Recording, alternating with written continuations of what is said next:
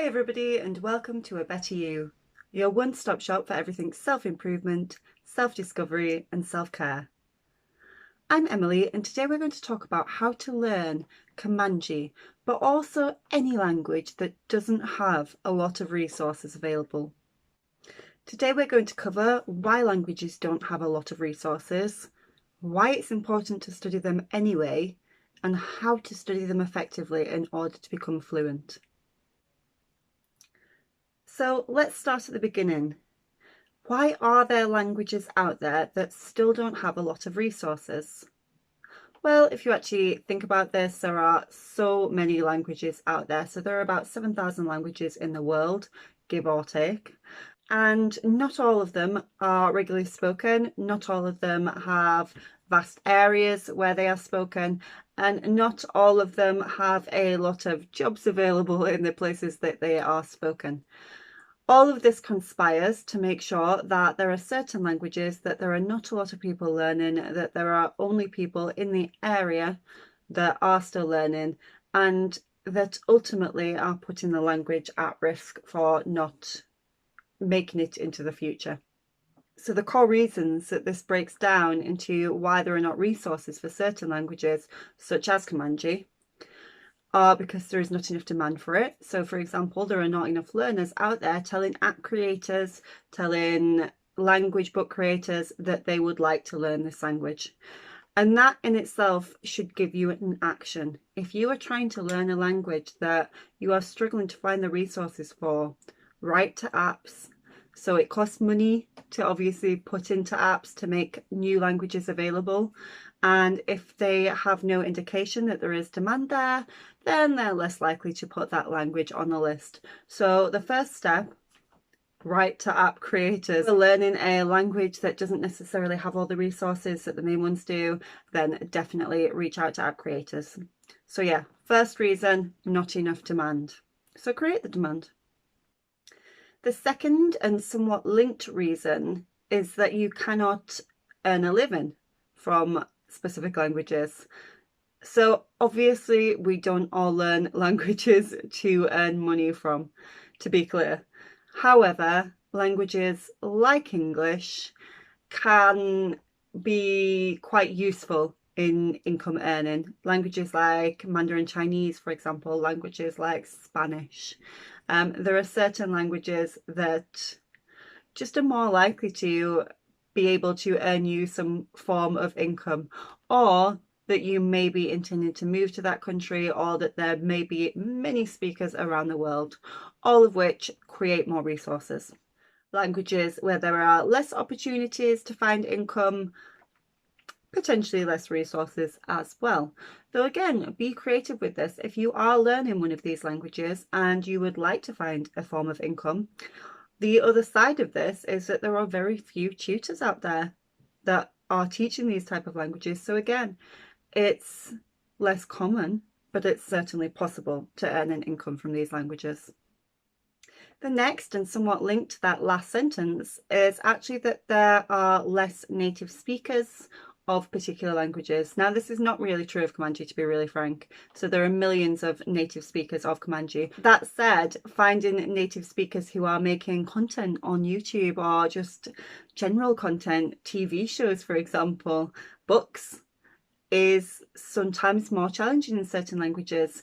And whereas naturally with the other languages, so naturally if you were learning English, for example, some of your resources down the line would be actual YouTube content, would be books, would be podcasts. And with some languages, it is harder to find that content because there are less native speakers of that language. In addition to that, it can be also more challenging because those native speakers that are there may not speak your language, which again adds a challenging aspect when teaching somebody else your language if you don't speak their language. Don't get me wrong, this is absolutely possible, and I will link in a series of Kurmanji videos that do this very effectively. They speak purely Kurdish, but it's a very visual series, so there is still that possibility to learn. In fact, it's actually better for language acquisition to be quite visual. However, without a native speaker speaking both your language and theirs, it's distinctly harder to teach you their language. A further point around this, and I suppose this one goes to some extent without saying, is politics. So it may be that a particular people don't have their own country. It may be that there are political reasons why a language was quelled. So I suppose some easy examples of this would be Native American type languages. Kurmanji, some of the native speakers are living in other countries, and whilst there is technically a section of the world that is truly Kurdistan now, there are also a lot of Kurdish people living in other countries where their children do not necessarily have the option to go to Kurdish schools. They would go to the schools of the country's language that they're living in. And this links into my final point as to why there are sometimes not resources available, is because of education levels. So if you do not have an education in the target language for native speakers, then they may not be able to write books in that target language. They may not be able to speak as well. So they might be hearing at home but not being ever really taught to write or read that language, whereas they would obviously be taught in their state schools with whatever that country's language of choice is. And sometimes that can make it very difficult to learn those languages.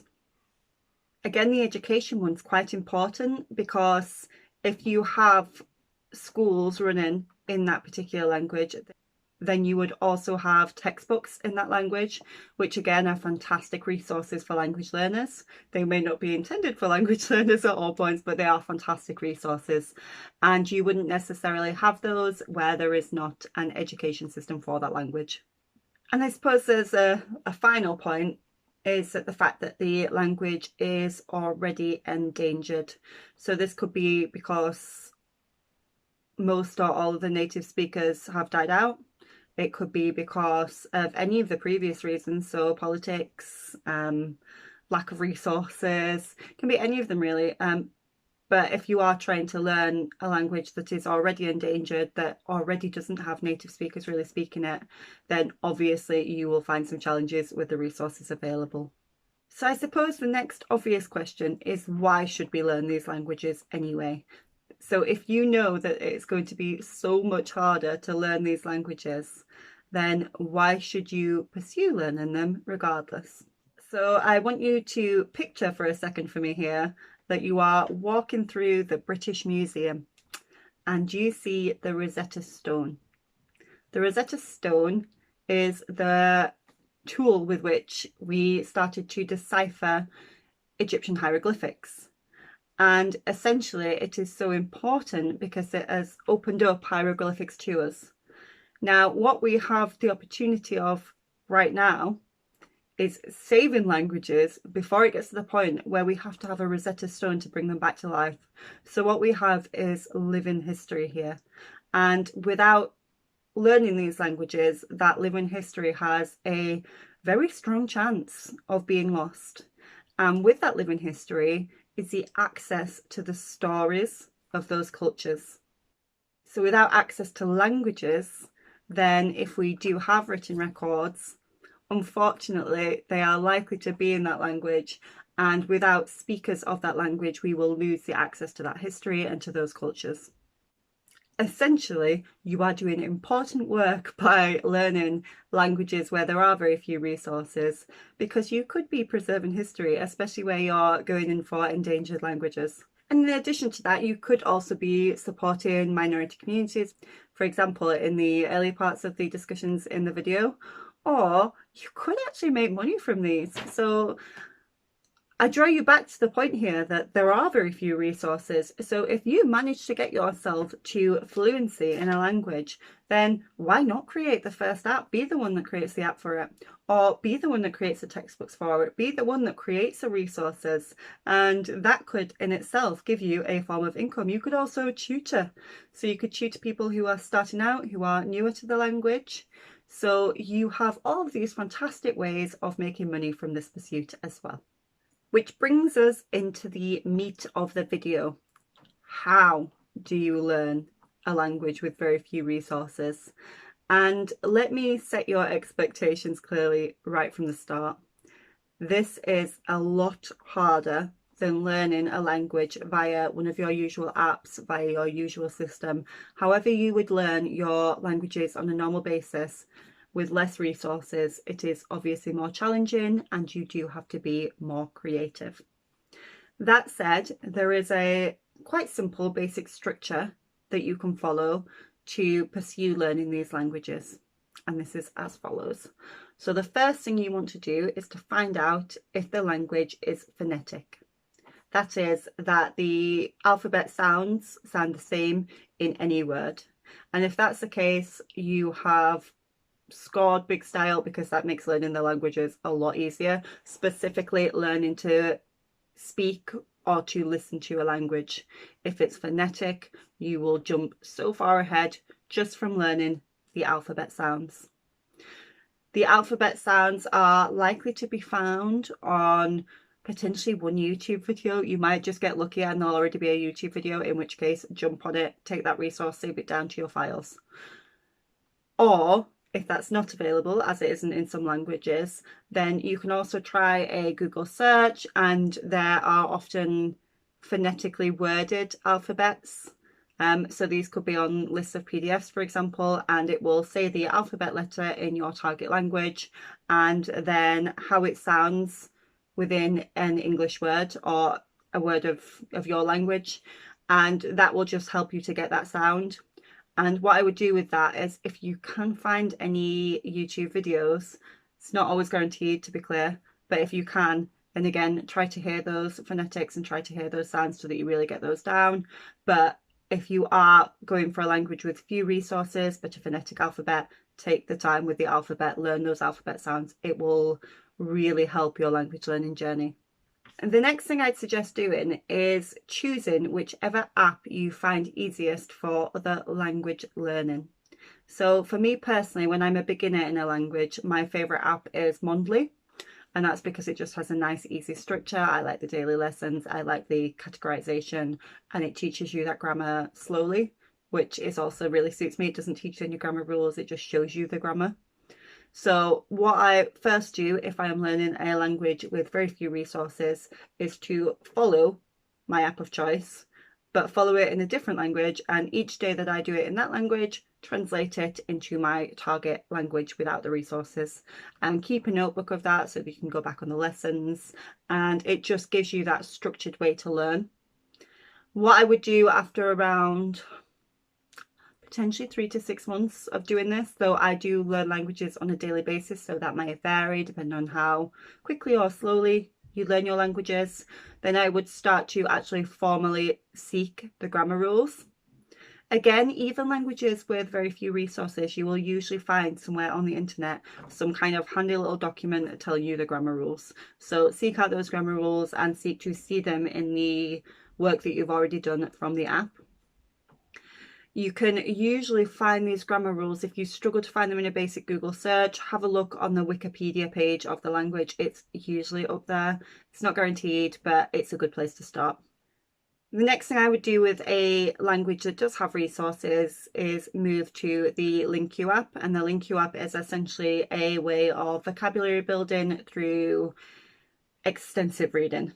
So essentially you can have any site in your target language translated into your natural language, into your native language, and that helps you obviously build your vocabulary. It will do spaced repetition tests of that vocabulary that you're learning, and you're also seeing the sentence structure through your reading again and again and again.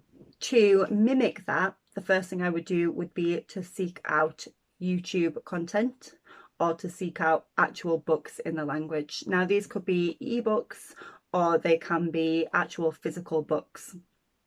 If you're going to do ebooks, the benefit is that you can grab loads of the text, copy it into Google Translate, and if you're lucky enough that you have access to that translation engine, it will translate it for you. It might not be perfect, don't get me wrong, but you can usually thereabouts get the gist of it, and you can slowly in the engine, and if Google's not available, do look on the App Store because there's loads of other translation engines, and it might be that there is a niche one for your language. So essentially you grab the big chunk of text and then you start to take words out and you see how the sentence changes. and that will start to give you A, your vocabulary, which again, note down in your books, but B, it will start to show you that sentence formation. And if you try to do, for example, a page a day, then it should get you that similar type of content that an app like Linky would provide. If it's a physical book, again, I would still be looking to translate. So what I try to do when it's a physical book, because I don't like to be delayed down with slow translations, it's frustrating, is I would try to read a page and see what I've understood, and then go back and work out the parts that I haven't understood and highlight them, put the actual word next to them, look up the word, put it in there. And then once you've done that, just pop that down into your vocabulary notebook. And again, with your vocabulary notebook, just as you would do with apps with other languages, I would just physically get a pack of flashcards and test myself and do it on a spaced repetition basis. So when I first learn the word, until I have that word remembered, until I get it right, when I do a flashcard, I would do it every day. As I start to get it right, I would do it every 2 days, every 3 days, etc., etc. And then the final stage, and I really do emphasize that this is the final stage, but I will be doing it earlier than you're ready for it, is to start to listen to YouTube videos that don't have translations. So you will not be able to understand these at first, obviously, but I would try to listen to any YouTube videos available from the start of your language learning. And that's just because that you start to hear the tonality of the language, you start to hear the pronunciation. So even if you don't understand it at first, it makes sure that when you do start to produce your own sentences, that you have a much better chance of producing those in tune with how the language is intended to sound. It also means that when you do get to this stage, you're used to listening to the content and you already have that rhythm there. So it is just a case of actually understanding the words and the sentences. So I would do this once I was feeling quite confident about a language. So mid-intermediate, depending on the content and depending on the language as well, because there are some more complex languages than others. I would start listening to the content, seeing what you understand. And again, if there's words that you're not quite sure of, trying to write them down and trying to look them up. It won't always work, but it's certainly worth giving it a go. And to be honest, at this stage with listening to things, it is just sheer practice and just sheer sticking with it. So listen to it again, listen to it again. Try to look up the words in the meantime. If there are transcripts available, fantastic, but often in languages with few resources, there are not transcripts available. So it is a case of just knuckling down, to be really frank, and just giving it your best shot. And that's that. And to be honest, you give it as good a go as you can, to be quite frank, and you will get there. It will just take longer. So for my personal experience with this, I'm learning Kurmanci, and I've been learning Kurmanci pretty close to as long as I've been learning Turkish. My Turkish is, I can read a book now, I can read a novel quite easily, I can understand YouTube videos. I am very confident with my Turkish at this stage, though potentially I should speak it more. I have been learning Kurmanci a similar length of time, probably a year less to be fair, but my Kurmanci is less advanced than my French, my German, or my Persian, all of which I've only been learning for about a year. So it will take longer. So manage your expectations. Because of the lack of resources, it's just less intuitive to learn the languages, and you have to put in so much more effort on a daily basis to actually learn a language without resources, because you are creating your own resources, which takes time, which takes effort, and so it will potentially be a slower journey. But again, if you try, you could earn money from tutoring, you could save a language, you could even create the resources that you didn't have when you were learning the language, and help future language learners, and potentially even help native speakers to learn your language. So now I'm going to embarrass myself, and I'm going to try to speak Kurmanci. Now, let me preface this, that I still know that I am not even close to fluent with Kurmanci. So I cannot listen comfortably to YouTube videos. I will understand maybe 25%, 30% of the content. I can not casually read books. I will recognise a lot of words, don't be wrong, but it's not by any stretch fluent. So forgive me if I make any mistakes. Nezine mahan e esferi kurdi dibim. Minji zamanin chwedin kemtir peshdechu. Le es hindi hewel didim. Armanja min ev QS hea tabacha, Salabeshi Achiveren Sikmaki Fambican. Herwea es de quasim Kubikabirim. Hevoken be Hassan Chebikim. Spashibo Tamash Karine. US Heftaya Bewe Bibinim. Bahatrete